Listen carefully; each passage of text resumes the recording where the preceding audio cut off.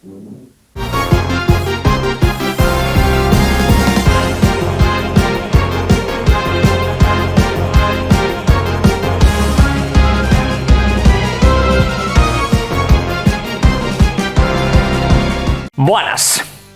Vamos al lío porque tenemos cosas que comentar acerca de ese proyecto llamado Xbox Helix. En este caso, pues es el nombre en clave referencia a la próxima generación de consolas Xbox que ya está en marcha. Un nombre que se hizo público durante las últimas horas. Tenemos un vídeo dedicado de esta mañana donde básicamente tratamos los principales puntos y focos de debate, pero ahora tenemos que tratar de hecho uno que no hemos comentado prácticamente en ese vídeo. La vuelta a esta etiqueta, la etiqueta del solo en Xbox, la vuelta de esos videojuegos plenamente exclusivos de su sistema de consola, o en este caso incluso podéis aplicarlo a ecosistema general. Bien, ¿qué pasa aquí? ¿Qué es lo que sucede? Realmente están cambiando los planes tal y como apuntan algunos, porque supuestamente hay rumores de que esto va a pasar. Hay rumores de que hay un cambio de dirección en cuanto al tema de los videojuegos exclusivos e incluso del Game Pass. ¿Por qué se producen estos comentarios acerca de la vuelta de los exclusivos? Pues precisamente a través de las declaraciones oficiales de su nueva máxima ejecutiva. La nueva presidenta de Xbox, en este caso, dejó caer en una entrevista cuando se le preguntó acerca del asunto que ella tenía la intención de seguir llevando los videojuegos allá donde estuviesen sus jugadores, en este caso incluso aunque estuviesen fuera de su soporte de consola. Pero claro, a todo esto añadió un matiz que a ningún otro ejecutivo de Xbox se le ha pasado últimamente. Los planes son los planes hasta que cambian.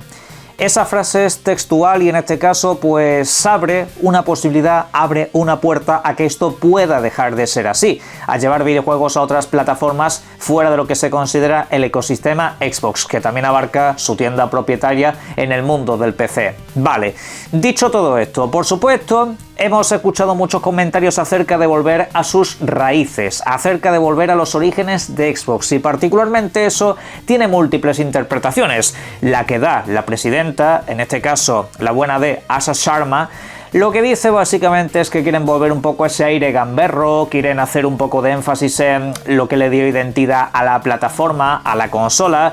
Ha hecho mucho hincapié en que la consola va a ser algo muy importante, a que le van a poner especial énfasis, y ya se está viendo después del último anuncio que efectivamente quieren volver a ponerla en el foco principal, porque de normal nadie hace un anuncio de videoconsola como el que hiciste ayer. Generalmente pues a esto se le suele dar otra cara. Pero básicamente era como para dar algo a la comunidad. Básicamente era como un anuncio oficial un poco extraño. Generalmente esto se suele hacer en eventos, pero como ahora no hay un evento a la vista, pues creo que han adelantado acontecimientos para que ya se empiece a mover un poco la cosa en redes sociales.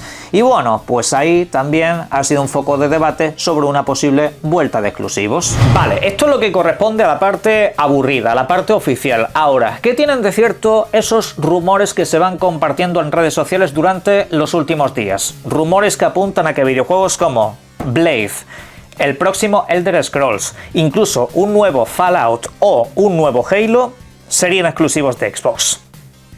Yo, como siempre, cuando veo este tipo de cosas en redes sociales, tiro del hilo. Voy a los comentarios, voy a esas publicaciones y veo si esa persona en algún momento comparte quién lo ha dicho. Generalmente, ¿sabéis qué? No lo comparten. Hay algunos que sí, y me llevan a unas cuentas tan reputadas y con una información tan privilegiada como una que se llama La Cabra Gaming. Algunos se preguntarán quién es ese. Si vosotros lo sabéis, me lo podéis dejar en los comentarios. Yo simplemente lo tengo como referencia de un tipo que le dice a fanáticos de la guerra de consolas lo que quieren oír para que le den muchos citados y para que le den likes.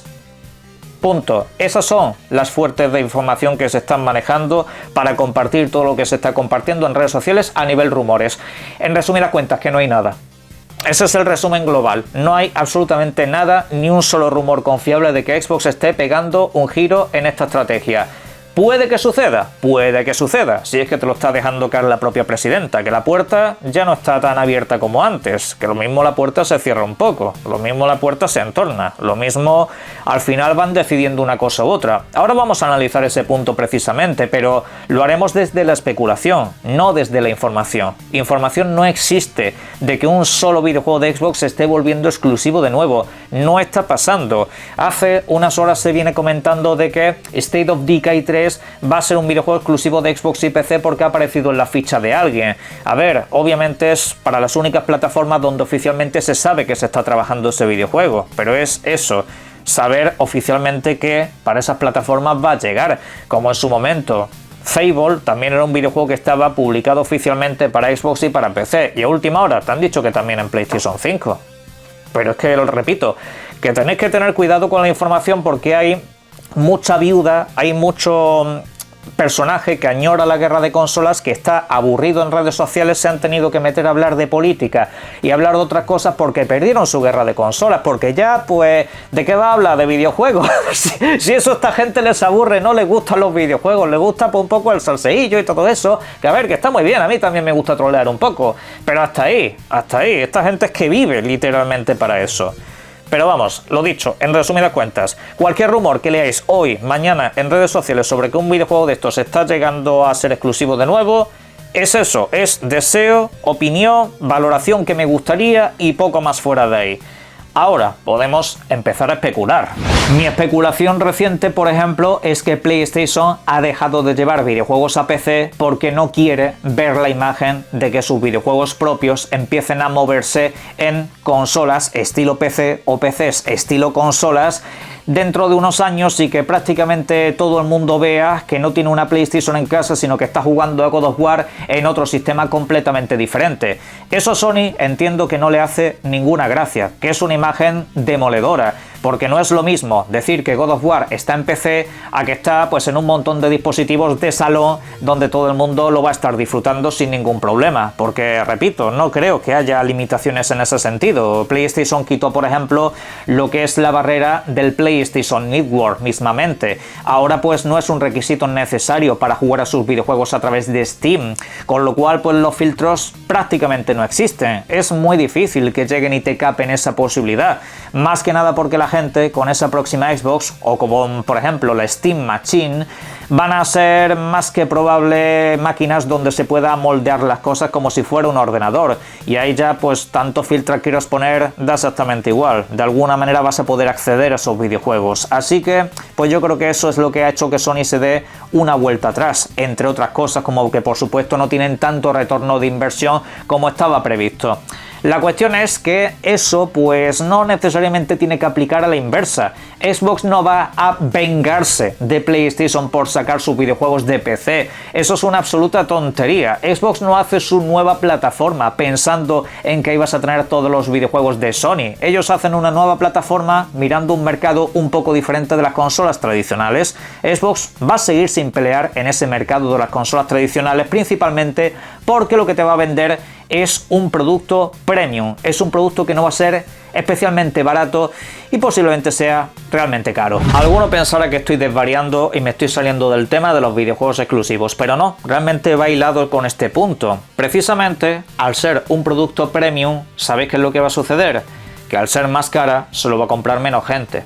Eso es, yo creo, un hecho tangible, ¿vale? Las consolas de gama potentes, superiores, por ejemplo, las intergeneracionales, véase la Xbox One X o véase la PlayStation 5 Pro, son consolas que se venden menos que las versiones básicas. ¿Por qué? Porque son más caras. Es para un público específico que quiere productos premium, que quiere productos un poco más sibaritas en ese aspecto. Con lo cual, en este salto generacional, ustedes no esperen ventas masivas. Con lo cual, si no hay ventas masivas, si no hay llegada a grandes masas de usuario, entonces no sé yo qué sentido tendría hacer videojuegos exclusivos. Porque sí, alguno puede venirme con la idea romántica de que al hacer videojuegos exclusivos, una consola de 1000 euros te va a vender cientos de millones. Yo no vivo en ese universo. Yo no vivo en ese planeta. Yo no vivo en un planeta donde hacer videojuegos exclusivos va a hacer que una consola de 1000 pavos, 800, 900, lo que cueste, pero va a ser un precio alto, te vaya a vender más que lo que ha vendido esta generación. Yo no conozco ese universo, yo no vivo en ese, no sé ustedes, pero es que la economía mundial no está para eso, el sueldo de la gente no está para eso, es simplemente una realidad. Esa plataforma nos la vamos a comprar los de siempre, los que estamos aquí muy metidos en videojuegos, los que son muy fanáticos de la marca, y luego ya progresivamente pues gente un poco más pudiente. Pero esa es la cuestión, que no va a ser una consola de masas. Entonces, si tú atas un Forza Horizon 7, por ejemplo, un nuevo Halo o un nuevo Starfield o lo que sea a esa plataforma, estás destinado a que ese videojuego no venda una mierda, con perdón de la expresión, pero es que realmente si no llegas a las grandes audiencias, viendo que el tema de la nube no termina de despegar y viendo que en PC el público es el de siempre, pues no llegas más allá, realmente no estás abarcando más gente, sino que de hecho puedes incluso abarcar menos. Si me dijeras que vas a sacar otra serie S y que la vas a hacer con un planteamiento de marketing mucho más importante, pues ahí sí vería una posibilidad. Esa sería realmente la posibilidad que yo contemplaría para que realmente los exclusivos volviesen a valer la pena, porque habría una puerta de entrada accesible. Ahora si la puerta de entrada son 900 euros, pues ya me diréis, ¿quién va a gastarse 900 euros para jugar otro videojuego? Se van a quedar en las consolas que tiene, o se van a ir a las consolas más baratas. Pero es que es una cosa un poco de cajón, que la gente se cree que mágicamente la peña se va a dejar 1000 euros en una consola para jugar un par de videojuegos que le interesan. Lo siento, pero es que no lo hacen con básicamente ningún producto, no lo van a hacer con este. Pero bueno, yo creo que es simplemente una mera cuestión de que el mercado no funciona de esa manera, va a ser un mercado muy distinto.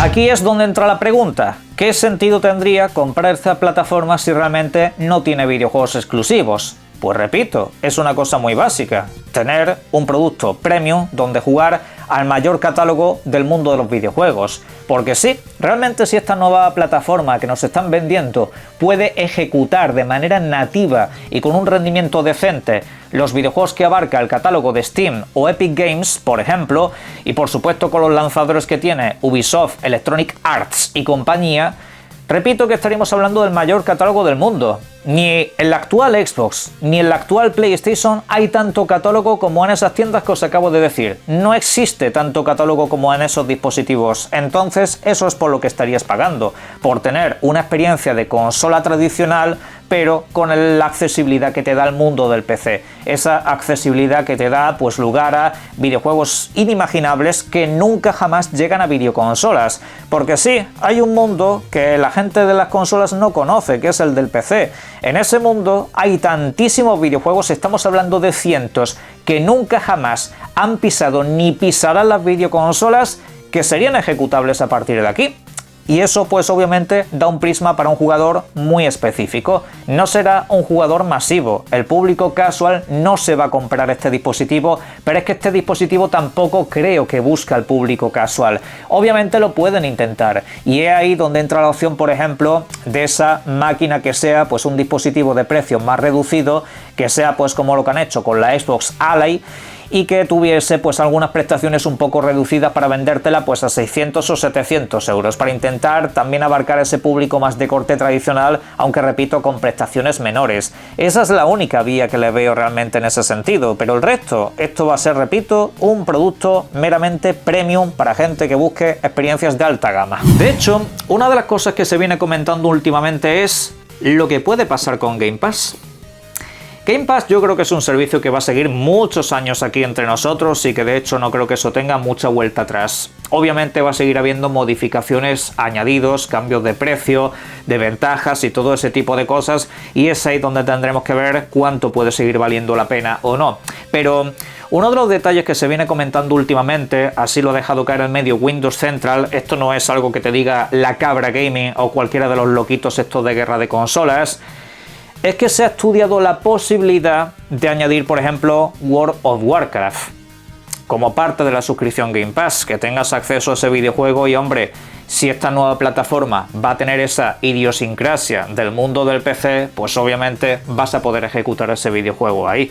Esa es la verdad que algo bastante interesante, aunque yo lo personal vería eso como un añadido extra fuera de Game Pass. Me refiero, es que esto supondría seguramente una subida de precio del servicio y yo creo que ya tenemos bastante, ¿no? Que haya lo que puse el otro día en un vídeo, un Game Pass un poco a la carta, que tú puedas elegir las ventajas a unir al servicio de suscripción con juegos de base día 1. Yo creo que eso sería un mínimo. Yo creo que la gente pagaría más el Game Pass a través de ahí. Pero claro, eso lo tenemos que tener muy presente, que obviamente Game Pass va a seguir variando. Y hay un detalle en el que mucha gente no está reparando todavía. Una de las cosas que se paga cuando tú pagas el Game Pass es el acceso al videojuego online. Y si esta plataforma realmente va a ser algo cercano al mundo del PC, ¿tú para qué vas a pagar el acceso a videojuegos online? ¿Qué va a ser? ¿Online de pago si te metes en la tienda de Xbox y online gratuito si compras un videojuego en Steam? Ahí yo creo que es pegarse un tiro en el pie bien grande. Aquí yo creo que simplemente va a desaparecer y se va a manejar pues como en el mundo del PC. Vamos, yo lo pienso así. Si me lo haces de la otra manera, pues no sé, lo mismo la gente ya deja de comprar en tu tienda.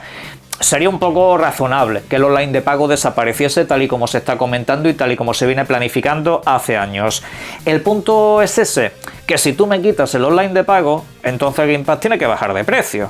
O puede que le pongan un añadido para compensarlo y mantener los precios actuales. Yo eso último la verdad que lo dudo mucho. Perdonadme, pero es que los últimos años nos han dejado ya la lección de que esta gente siempre va con los precios al alza, nunca hacia la baja.